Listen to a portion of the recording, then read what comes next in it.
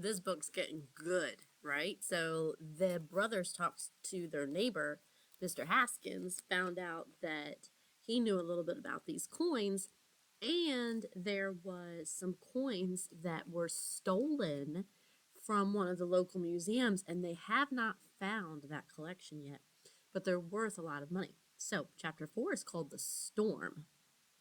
That night, there was a big storm. Derek woke to a crash so loud he thought the ground had been hit by a wrecking ball. The entire house rattled and shook.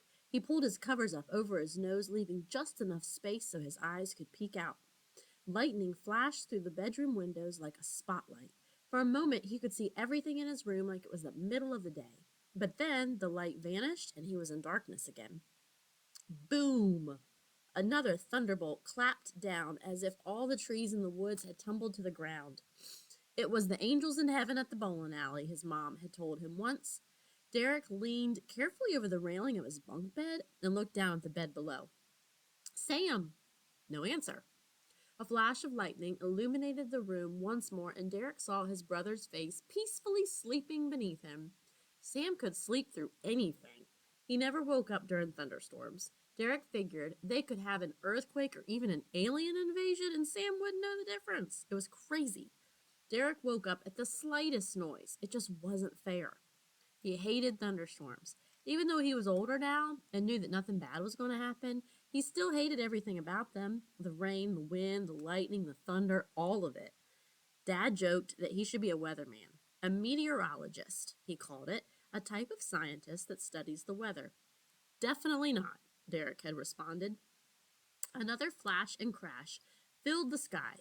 Rain pounded against the skylight on the roof outside of the room, sounding like bags of pebbles spilling on the glass over and over.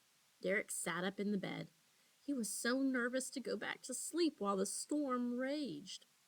He climbed down the bunk bed ladder and crept along the dark hallway towards his parents' room. Usually his mom and dad would hear the creaks and groans of the house's old wood floorboards, but the rain and the storm were so loud that Derek couldn't even hear his own footsteps. As he inched forward, feeling the wall for guidance toward his parents' doorway, his foot bumped into something hard. He lost his balance. Lightning flashed, and he watched himself awkwardly tumble into a laundry basket of folded underwear and socks. If it had been daytime, it would have embarrassed him to lie in the pile of underwear, but he was still half asleep. Lying in the basket was actually kind of cozy. Maybe he would just stay there until the storm was over. Why was he up wandering around in the middle of the night anyway? It was just a stupid storm. Sam didn't seem to mind, and he was younger. Derek was usually the brave one. The thunder crashed loud again. Derek pulled himself from the basket so he could flee to his parents' room, but his outstretched legs smacked into the baseboard of the wall along the floor. It made a strange hollow thud. Oh, great, groaned Derek, thinking he had kicked a hole in the wall. The house was old and some parts already needed fixing. He bent over and pushed on the wooden board with his hands. To his surprise, it moved in slightly. That's strange, he thought. He pushed again, a little harder this time. The board moved forward and then swung a few inches toward him from one side as if on a hinge.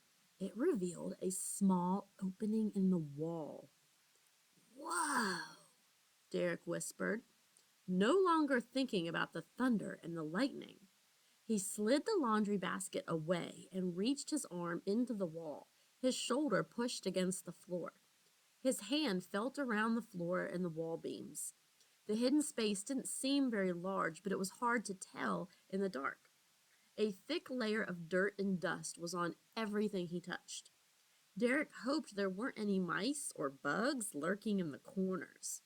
He pulled his arm out and stared into the opening, but it was too dark to make anything out. But when another flash of lightning illuminated the house, he did see something. At least he thought so. On the far side of the compartment was a box. But it was only for an instant, because as quickly as he saw it, the light faded and he was again in darkness. Derek stretched his arm back into the hole as far as it would go. His fingertips brushed the edge of something where he thought he'd seen the box. He strained his arm some more, pushing his shoulder into the wall so hard that it stung. His fingers reached around the edge of the box. He tugged it slightly toward him. It moved an inch, then an inch more. Soon he grasped it in his hand and pulled the box through the hole. Derek pushed the board back into place and sat with the small wooden box in his hands. He leaned against the wall, thinking in the darkness about his discovery. His mind raced. Why would the wall have a secret compartment? Who could have placed the box there?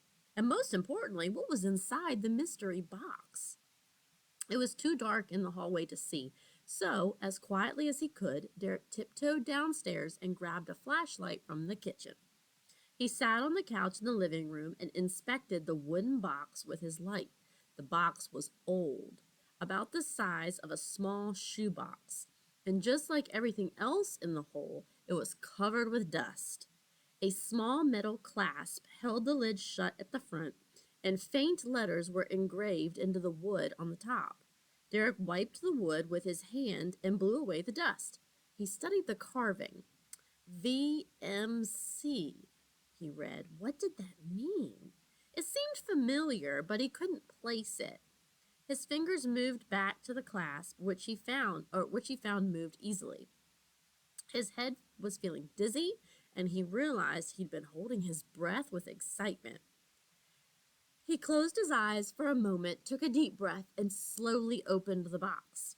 An old piece of yellow newspaper was folded into a square. Derek picked it up and carefully unfolded it. It was a clipping from the Richmond Times-Dispatch, which is a newspaper. The date along the top said August 8th, 1953. The headline read, "Valuable Coins Stolen from Virginia Museum." There's the box.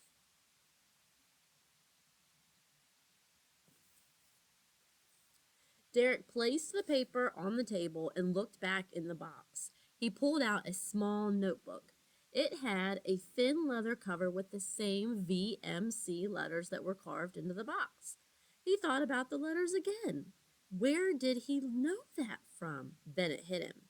The plaque by the boulder in the woods. VMC, Virginia Mining Company.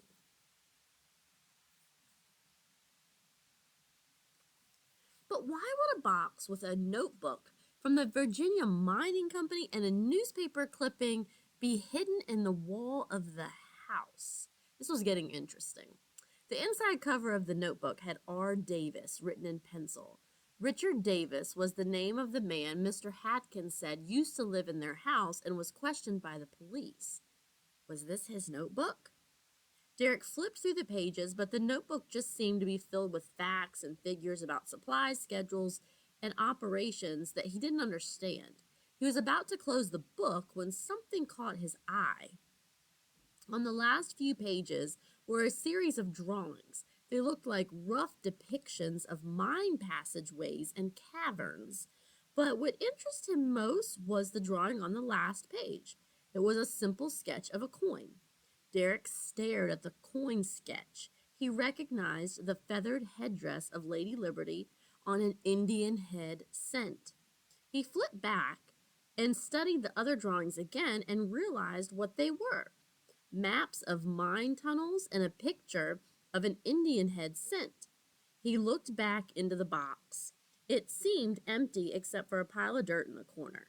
His finger pushed at the dust only to feel something move. It was hard and round. A coin? He picked it up and blew at the dust. In his light, he read the words 1 cent across the back. He flipped it over and looked into the face of a woman wearing a feathered hat. He was holding an Indian head cent just like his dad had showed him on the computer. He eyed the date along the bottom rim, 1895. Not 1877, but still old. He placed the coin back in the box and read the newspaper clipping. So this is what the newspaper said.